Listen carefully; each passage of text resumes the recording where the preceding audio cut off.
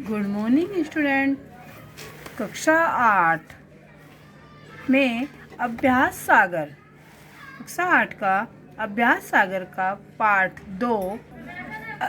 दो असल धन का आज हम दूसरा भाग पूरा करेंगे। पहले भाग में आपने प्रश्न नंबर 1 से 9 तक का कार्य पूरा किया था। प्रश्न नंबर 10 था आपका, निम्नलिखित गद्यांश को ध्यान से पढ़िए तथा दिए गए प्रश्नों के उत्तर लिखिए। ये आपको स्वयं करना था प्रश्न नंबर 10।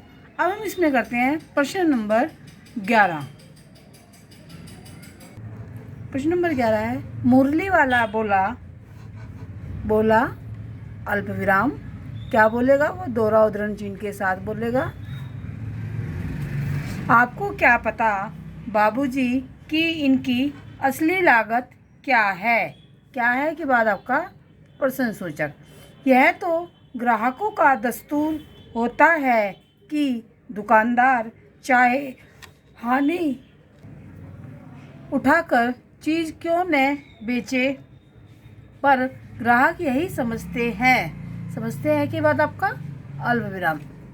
दुकानदार मुझे लूट रहा है, यहाँ पर आपका पूर्ण विराम और उद्धरण चिन्ह बंद। आप भला काहे को विश्वास करेंगे? Question mark.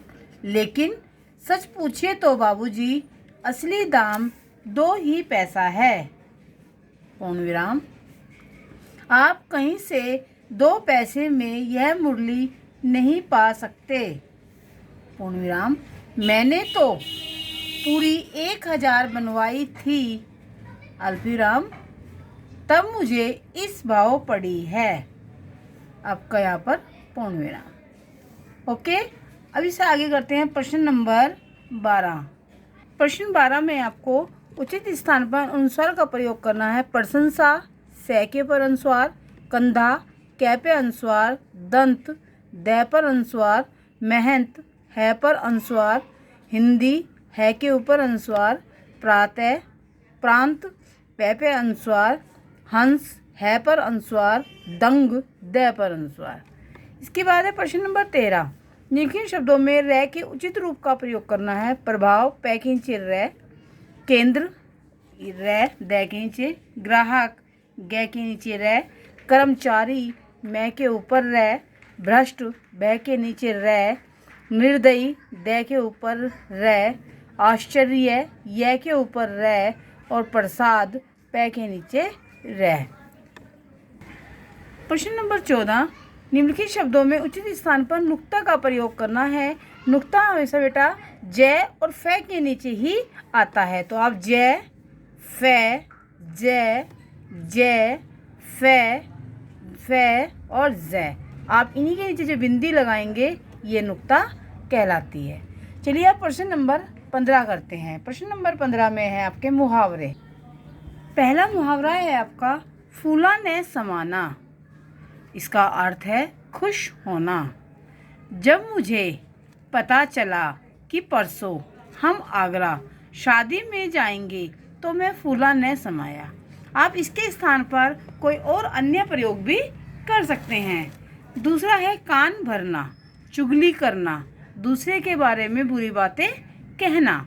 दरबारी हमेशा दारा के विरुद्ध बादशाह के कान भरते रहते थे। गै दंग रह जाना, हैरान रह जाना। कमल मंदिर आपने लोटस टेम्पल सुना होगा दिल्ली में। कमल मंदिर की सुंदरता देखकर विदेशी दंग रह गए। उल्लू सीधा करना, अपना काम निकालना। रमेश हमेशा अपना उल्लू सीधा करने के लिए सबसे मीठा मीठा बोलता है। इसके बाद है आपका प्रश्न नंबर 16। प्रश्न नंबर 16 में ये आपके सामने 5 मुहावरे लिखे हैं जिनका सभी का एक ही अर्थ है, खुश होना, लेकिन ये अपने अलग अलग स्थान पर अलग अलग तरीके से प्रयोग होते हैं। चलिए इनका प्रयोग करते हैं। इसमें है पहला, घी के दिए जलाना, खुशी मनाना। जब मैं कक्षा 7 में अच्छे अंकों से पास हुआ तो माँ ने घी के दिए जलाए। नेक्स्ट है इसमें गदगद होना, अर्थ वही सेम, खुश होना। मेरे जन्मदिन पर जब मुझे नई साइकिल मिली तो मेरा मन गदगद हो गया। नेक्स्ट, मन में लड्डू फूटना, सेम अर्थ, खुश होना। छुट्टियों में हम नैनीताल घूमने जाएंगे, ये सोचकर ही मेरे मन में लड्डू फूटने लगे। नेक्स्ट, ज़मीन पर पाँव ना पड़ना, फिर वही अर्थ है, खुश होना। आज मैंने नृत्य प्रतियोगिता, डांस कंपटीशन में प्रथम स्थान प्राप्त किया है, मेरे तो पाँव ही ज़मीन पर नहीं पड़ रहे। इसके बाद आपका एक और है इसमें, फूला न समाना। प्रश्न नंबर 15 में भी सबसे पहले थे फूला न समाना, तो इसे आप दोबारा लिखने की आवश्यकता नहीं है। आप बुक में लिखना चाहें तो लिख सकते हैं। तो इस तरह से आपके प्रश्न नंबर 16 पूरा हुआ। चलिए प्रश्न नंबर 17 करते हैं। प्रश्न नंबर 17 में आपको संज्ञा के भेद बताने हैं। मुस्कुराहट भाववाचक संज्ञा, किसान जातिवाचक संज्ञा, भिखारी जातिवाचक संज्ञा, धुलाई भाववाचक संज्ञा, महाभारत व्यक्तिवाचक संज्ञा, प्रेमचंद व्यक्तिवाचक संज्ञा, दुकान जातिवाचक संज्ञा, शत्रुता भाववाचक संज्ञा, शिमला व्यक्तिवाचक संज्ञा और विद्यार्थी भाववाचक संज्ञा। इसके बाद है अपने मोहल्ले की पार्क की सफाई कराने हेतु नगर निगम अधिकारी को पत्र लिखिए। चलिए पत्र लिखते हैं। सेवा में नगर निगम अधिकारी जी, बागपत। दिनांक आप उस दिन की तारीख डालेंगे, जैसे मैं आज की डाल देती हूँ। आज है 17/5/21। विषय है पार्क की सफाई हेतु पत्र। महोदय, सविनय निवेदन यह है कि मैं, आप अपने मोहल्ले का नाम लिखेंगे, मैं अपने मोहल्ले का लिख रही हूँ, आप अपने का लिखेंगे। मैं मोहल्ला ठाकुर द्वारा की निवासी हूँ। हमारे मोहल्ले में एक छोटा सा पार्क है, इसमें कुछ लोगों ने गंदगी फैला दी है।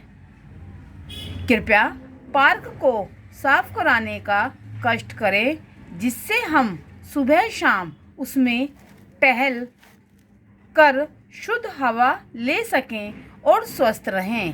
कृपया हमारी समस्या की तरफ ध्यान दें, हम आपके सदा आभारी रहेंगे। निवेदक समस्त मोहल्ले वासी। धन्यवाद। ओके बेटा, आप यहाँ तक का कार्य पूरा करेंगे और आपका पार्ट 2 पूरा हो जाएगा। Okay bye.